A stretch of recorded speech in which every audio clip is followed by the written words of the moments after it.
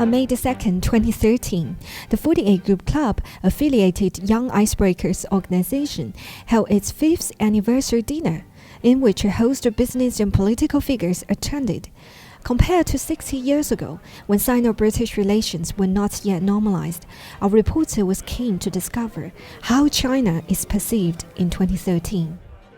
Hello, I'm Julie Zhou. 48 Group Club, well known for improving the understanding between China and the UK, will host the Young Icebreaker, the 5th anniversary dinner, which provides good opportunities to listen to the invaluable insights from the ambassador to the UK, Liu Xiaoming, and the famous economist Jin Owen.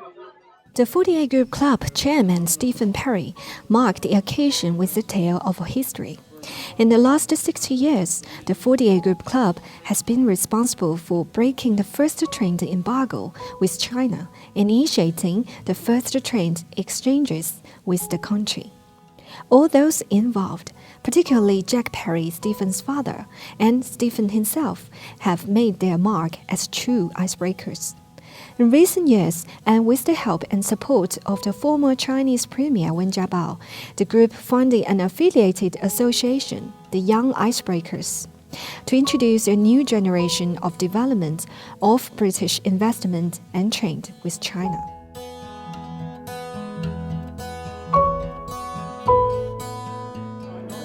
And young people and older people getting together in a social environment, hearing one of the most interesting speeches I've ever heard. The ambassador talking about the Chinese dream, Jim O'Neill talking about the world and China, encouraging our minds to think outside the box, to think about those great opportunities ahead in the world, and finding the opportunity for our people to get to know each other better, not just by talking about each other's worlds, but talking about that future world that will make such a difference. And it's really finding the common interest in the future that will make the difference about UK-China relations between young people. Among the guests was Jim O'Neill, the former chairman of Goldman Sachs Asset Management, famous for coming up with the acronym BRIC to describe the group of 4 fast-developing nations: Brazil, Russia, India, and China. Well, actually, I would like to be the chairman of Manchester United. With that, please help me welcome Jim O'Neill.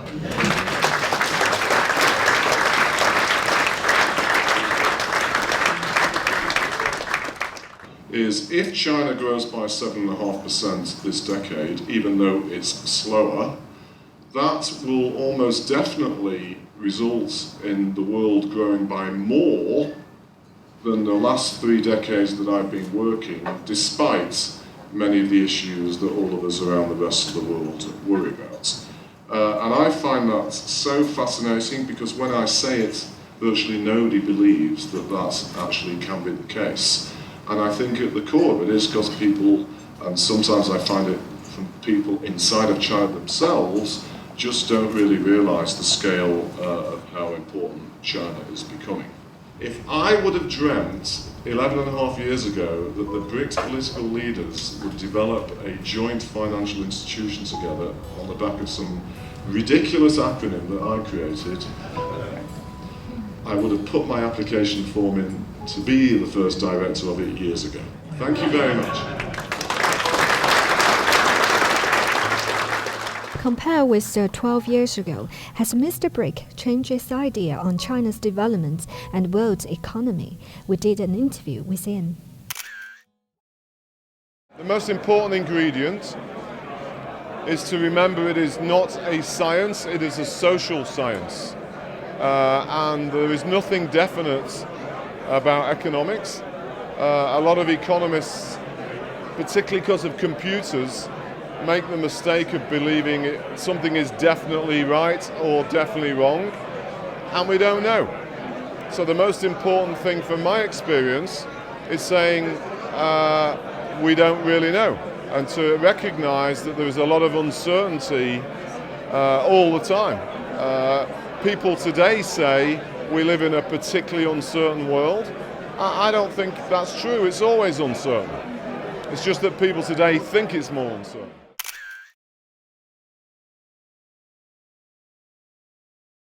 Well, I know people will remember me as being Mr. Brick, that's for sure. Whether that is the same as what I would like people to remember me for, I don't know. I had no idea it would have such an impact. I never thought there would be a Bricks political club. And obviously I'm very pleased about everything to do with it. And yes, generally speaking, with some nuances, yeah, I am still very optimistic. I have to say though, and this is partly a funny story, there was a publication I did at Goldman that was even more popular. And once every 4 years, we would produce a book about the World Cup, football and economics. And we had more people read that than anything else. I think China is definitely on course for around about that time, China becoming as big as the United States. So I've no reason to change that all those years later. It looks to me quite possible. Well, in some ways we live in a two-speed or two-economy world. What happens in the US and China are the key things for the world economy. And one way of thinking about this decade, it's a little bit like China becoming a bit less like the old China and a bit more like the old US, and the US becoming a bit more like the old China and a bit less like the old US. So China and the US have got to swap places with each other a little bit. Obviously, all countries compete in some way, but because we live in an interconnected world with trade, what is good for one country is usually good for everybody else. So China doing more consumption is kind of good for everybody else. If you look at Apple, arguably America's greatest company, or the world's greatest company, its future depends on the Chinese consumer. Take Manchester United Football Club. Probably their future depends on China. Well, I personally believe people exaggerate the importance of the leadership change. To become, in my view, to become a leader in China, you have to buy into the shared vision of the future.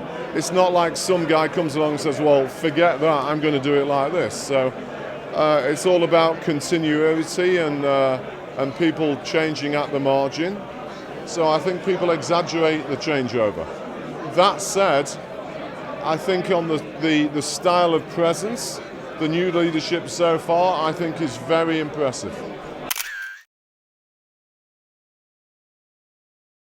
Oh, easily China number one. China is as big as the other three BRIC countries put together, so China is easily the number one BRIC. Right now, I would say India number two, probably Brazil number three, Russia number four. It's not unimportant, they're all important. It's just a degree of relative importance. They are all really important. The four BRIC countries collectively in 2012 saw their GDP increase as much as the size of one Italy. So they're all important. It's just that Russia's the smallest of the four.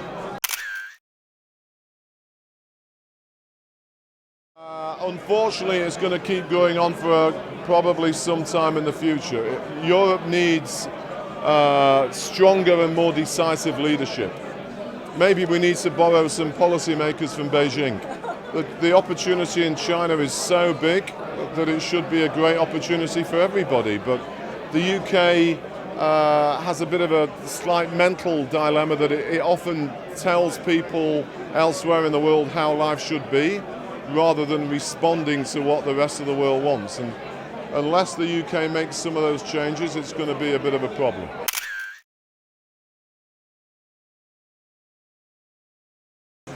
I have a very unconventional view about the gold price falling.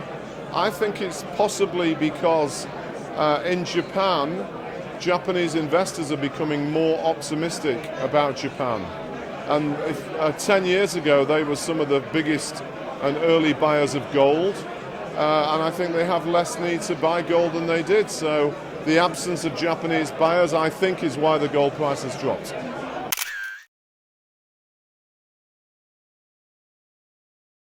I have not decided yet. I want to spend a few weeks resting and thinking, but I have many ideas and many people have offered me many interesting things. I have decided one thing, which is to travel to some parts of the emerging world and to help the BBC make a radio program with me talking about those countries with their people. The Chinese ambassador to the UK, Liu Xiaoming, delivered the evening's keynote speech and spoke of the true spirit of the Young Icebreakers Association. Have carried on the spirit of Icebreakers. I admire your conviction that there's no unbreakable ice in the world. I applaud your belief in peaceful development and mutual benefits between China and UK. The ambassador also spoke about the true meaning of the Chinese dream. Then what is the meaning of the Chinese dream recently initiated by President Xi Jinping? As President Xi has explained, it means a prosperous and strong China, the revival of the Chinese nation, and a contented life for the Chinese people. The American dream embodies American culture and the national character. In turn, the Chinese dream is anchored within and it reaches out from Chinese philosophy. This definition of American dream provides a sharp focus on cultural difference between China and the USA. In China, the dream is driven by communal interest of all people, national and individual prosperity, good governance, and a beautiful environment. Looking forward, China will continue to be a key driver of world economic growth. In the coming 5 years, China's imports will amount to 10 trillion of US dollars. China's overseas investment will reach 500 billion US dollars. The number of China's outbound tourists will pass 400 million. Last year is first time for China to overtake the United States as the #1 overseas tourist consumer country. There are about 83 million Chinese traveling outside China, and they spend about 102 billion US dollars. So that number I gave you is not 83 million. It will be 400 million Chinese will be traveling outside China. All these factors will undoubtedly stimulate world growth. So the Chinese dream is also a dream of peace, dream of cooperation, and dream of mutual benefits for the world. Ambassador Liu quoted President Xi Jinping saying, "Empty talk makes a country suffer, while hard work makes a country prosper." The Chinese dream was, he said, about political stability and harmonious people who live in a beautiful environment. In this sense, the Chinese dream was also the dream of reform and opening up. I think the ambassador's speech was inspirational. It was very eloquent, very positive. He echoed the vision of China and the strategic positions that China wants to be in the future, which is a society that embraces the rest of the world but retain its position. I think it was very visionary, it was very dynamic, it was very encouraging. And I actually believe that if you go by the vision of achieving double the GDP in 2020 relative to 2010, it's a strategic decision. And I wish them all the very best. We need young people now to understand each other, to look at what they want from their future, how they can shape that. I liked the format tonight. and the chance for people to mix in a very informal environment. I think it works well. That there are some people who have a lot of understanding, but there are many people who know very little about China. And the more we can broaden it out so that people understand more, it will be better. GDP growth that the ambassador Liu Jiaming discussed today, and from 2010 to 2020 figures, and obviously doubling of income creates immense opportunities for China. And we're obviously particularly interested in the British relationship with China as well. So we think it's a real opportunity to help our friends from China when they're investing here.